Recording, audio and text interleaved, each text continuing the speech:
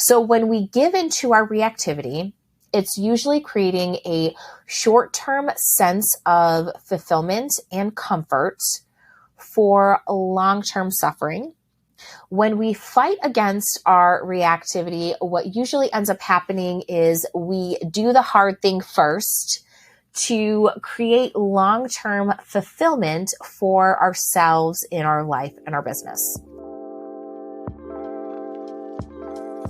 Hello and welcome to the Elevate podcast. I'm your host, Patricia Nowakowski. I'm a salon owner, educator, mindset, and leadership coach that helps salon owners go from overwhelmed and burnt out to motivated and empowered. It is my mission to help you systemize your business, generate more profit, and create a career that you love. Join us every week to learn about the small shifts you can make to elevate your business regarding mindset, marketing, social media, business systems, and so much more. Welcome to this week's episode of the Elevate podcast. And on today's episode, we are going to be talking about reactivity and how it could possibly be having a detrimental effect on your business in so many different ways. So if you don't know what reactivity essentially is a fear response to all of the things that happen to us in life and in business. And what most people don't realize is that they are running their lives on autopilot. They're letting their reactivity make the decisions for them, not making conscious decisions proactively. So what does that mean? First of all, what is reactivity? Reactivity is your flight, fright, and freeze response. And it is triggered when you feel uncomfortable, when you feel a sense of fear, when something brings on discomfort. One of these responses is usually triggered. So if you are a flight response, then you have a tendency to run away from things.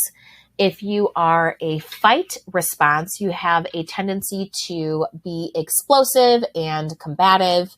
If you are a freeze response, you tend to disassociate and you tend to kind of just like zone out and not be present. So why is it important that we know what this is and how can this be affecting our business? When we can identify our reactive responses, we can choose to not be reactive and be proactive. So by fighting against our reactive behavior, we will create a long-term fulfillment for ourselves and create more success with our goals. Wondering how I keep my business systemized? It's all thanks to Kajabi. Kajabi is a versatile platform that allows me to keep everything in one place, like my website, courses, forms, email marketing, my podcast, and so much more. It's easily mine and my team's favorite software for salon owners. To try Kajabi for yourself for 30 days, visit the link in the show notes. So when we give into our reactivity, it's usually creating a short-term sense of fulfillment and comfort for long-term suffering. When we fight against our reactivity, what usually ends up happening is we do the hard thing first to create long-term fulfillment for ourselves in our life and our business. And one of the ways I like to talk about reactivity and kind of let people understand what it is giving the gym analogy. We know that to create results from going to the gym, it takes time. It's not instant gratification. It's, a long dedication and a lot of discipline to create the results that we want. When we talk about giving into our reactivity, it usually is not doing the hard thing and having a very short amount of happiness for then a long-term sense of unfulfillment and sometimes just like self-destructive behavior, an enormous amount of letting our ego mentally abuse us, right? I like to give the gym analogy. Say you set a goal for yourself and you decide you want to go to the gym and you're like all excited. You have all of this energy the night before. You're like, I'm going to finally do it. I'm going to go to the gym. I'm so excited. This is going to be so great. I'm going to be so skinny. I'm going to have, my clothes are going to fit better. I'm going to feel so good about myself. So you set your gym clothes out the night before. You get ready for bed. You go to bed early. You fall asleep. And you are woken up by your alarm clock. Now, what usually happens is you're having a moment of discomfort. Getting out of bed in this moment is not going to be fun. Going to the gym, especially if you haven't been there in a long time and you don't have that routine built in yet, can definitely cause some stress and anxiety and even, some fear. So you are up. Your alarm goes off. You have a couple choices here. You can hit the snooze button or you can get out of bed and go to the gym. So you choose to hit the snooze button and you hit the snooze button and you hit the snooze button.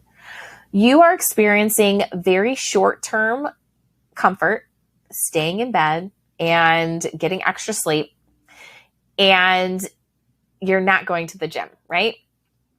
So you hit the snooze button, you don't go to the gym. You then wake up and now you have to get ready to go to work. You don't have time. You've missed the opportunity. You didn't achieve the goal that you set for yourself. How do you feel for the rest of the day? You usually live in suffering. You feel bad about yourself. Maybe your clothes feel tighter. Maybe you aren't making smart food decisions for the rest of the day because you're like, what's the point? I didn't even make it to the gym today. So you chose that short-term comfort for the long-term suffering. For the rest of the day, you just feel crappy about yourself. Now, when we fight against our reactivity and we work against that autopilot setting that we have in our brain, when that alarm goes off, we definitely still want to hit snooze, right? We definitely still have those feelings of discomfort, the feelings of fear, the feelings of anxiety, and the feelings of wanting to stay in bed. But when we fight against our reactivity, we work through those feelings, we get up, we get dressed, we go to the gym, and we work through that short-term discomfort. Getting out of bed, getting that workout in is not fun. It's really kind of sucks. But we work through that short-term pain to experience fulfillment for the rest of the day. How do you feel when you've achieved that goal that you've hit for yourself? You usually feel, excited. You feel accomplished. You maybe make better choices for food options because you don't want to ruin your progress for the day. Maybe your clothes fit a little bit better that day, or maybe you just feel more confident in your clothes. So working through that short-term discomfort created long-term fulfillment for the day. And that's how it is with so many things inside of working against our reactivity. So when we work against our reactivity, we do the hard thing first to experience the success and the fulfillment after. And this is so important for all things, especially in our business. It is really hard to have difficult conversations. It's hard to fire people. It's hard to do the things that we don't want to do and like the small and sexy stuff that is required of us as a business owner to do every single day in business. That takes discipline and that takes working through that reactivity to create that long-term goal or to achieve that long-term goal that we've set for ourselves. So here are some things that can happen when you are not fighting your reactivity and the way reactivity may be affecting your business. So first and foremost, if you are not working against your reactivity, you may be impulsively making decisions in your business. When us as business owners and leaders and even our employees react impulsively to challenges or opportunities without considering all of the relevant factors, it can lead to poor decision making. And this is what usually happens when we give into our reactivity. Rash decisions made without careful thought or without even analyzing may result in financial loss, missed opportunities, and it could even damage our reputation and as a leader and as a business owner. Another thing that can happen is negative workplace environments can be created. Reactivity often involves emotional and erratic responses, especially if you are a fight reactive response. And this can create a negative and really bad culture and a really bad atmosphere in the workplace. So this is why it's so important that your employees understand reactivity as well. If employees are consistently reacting to their situations or situations that happen in the business emotionally, it can lead to tension and conflicts and decreased productivity. And it also affects your employee morale, engagement, and it can lead to a lot of turnover, which is something that we don't want as a business owner because losing employees is so expensive.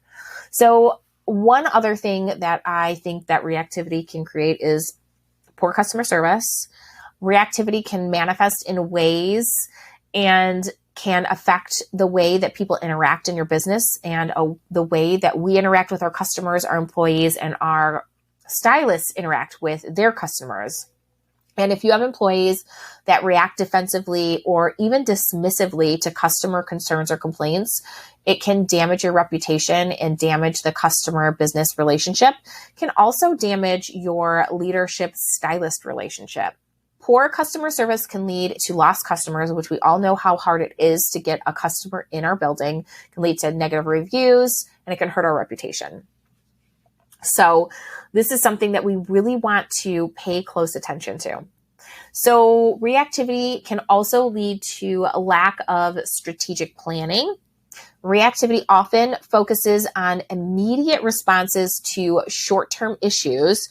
However, successful business owners require a long-term vision and strategic planning.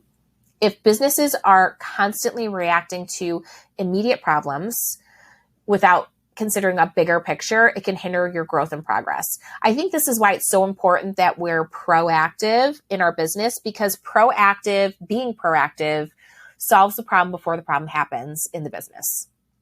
Reactive responses are usually a response to negative things that happen in the business. And this is one thing that I love about the Elevated Salon Owner Collective is that we give you solutions before problems happen in your business. We are really big on operations manuals.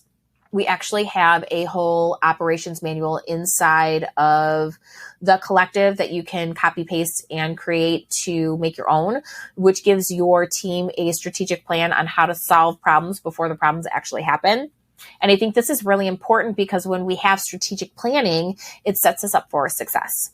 Another thing that being reactive in our business, and this is one of the most important things, especially when it comes to leadership, like good leadership requires effective communication, and being reactive can lead to ineffective communication. So reactivity can hinder effective communication within your salon. And when individuals are solely focused on the immediate reactions and emotions, they can fail to listen attentively and they can, lack consideration when it comes to other people's perspectives. And this can lead to misunderstandings, miscommunication, and a breakdown in collaboration and teamwork, and a breakdown in your culture. So communication is really big, especially when it comes to building a really successful salon and business and culture. So really making sure that you are working on your communication skills. We love using band. We love using lots of things to make sure that everyone communicates in a positive way inside of my salon. So to migrate the negative effects of reactivity in the business, it's important to cultivate a culture of mindfulness, self-awareness, and conscious decision-making, and encourage your employees to pause, reflect, and respond in a mindful rather than react impulsively. And that can lead to a more thoughtful and effective action taking in your business. So provide training on emotional intelligence in your business. Take emotional intelligence training.